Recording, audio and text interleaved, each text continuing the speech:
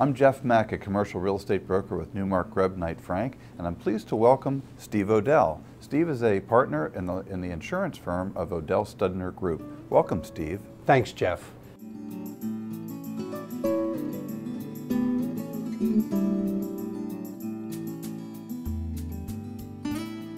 You know, I'm thrilled to be able to sit here and tell you today that it's very different than what it was in September of '08.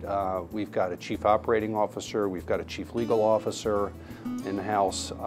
We've got some extremely talented middle management folks that really make my job now much easier. I'm much more of the visionary and back in sales, which is what I always love to do, and client engagement, as opposed to the blocking and tackling that I had to do in the beginning when no one else was around to help me. Well, we're all about culture. So one of the things you learn after making so many mistakes in your career is that, you know, you realize that it's all about the people that you have, Jeff. So everything that we do, everything we work towards hiring practices, testing, bringing in 3 different interview teams to hire folks. We want to make sure that they're going to be a culture fit. We want to encourage them to interview elsewhere. We want to make sure they're interviewing elsewhere, because at the end of the day, we want to make sure they're going to be good hires.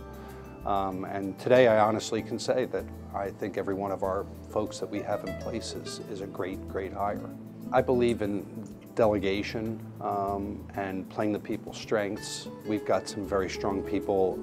I've learned what my weaknesses are, and I've tried to surround myself with people that have strengths in those areas that I don't.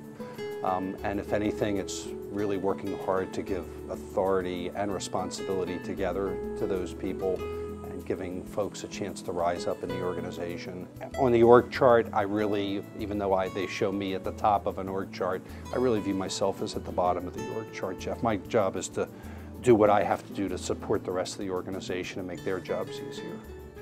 Well, my first day of work, I showed up about 15 minutes late, and he was standing there at the door, and he looked at me and says, "This is the last time you're ever going to be late," and he was correct. You always have to respect other people's time.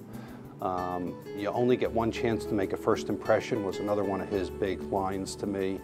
And he also said, you know, you never burn your bridges.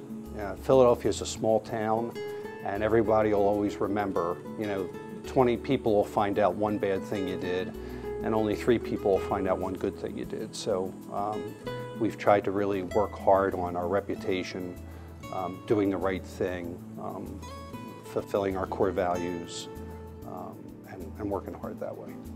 Well, I go back, a couple of my dad's points I think still resonate with me today. I think if you were to ask any insurance carrier to talk to our customers, even our competitors, I think the feedback you would get would tie back in with the best places to work, that we've got a very high-profile reputation in our space.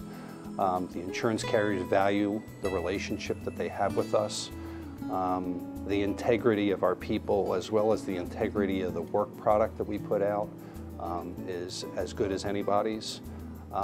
So our reputation, I think, is the #1 thing that I'm most proud of there. We've got some young folks. We're very heavy in Temple's risk management and insurance school. They have the #1 rated school in the country.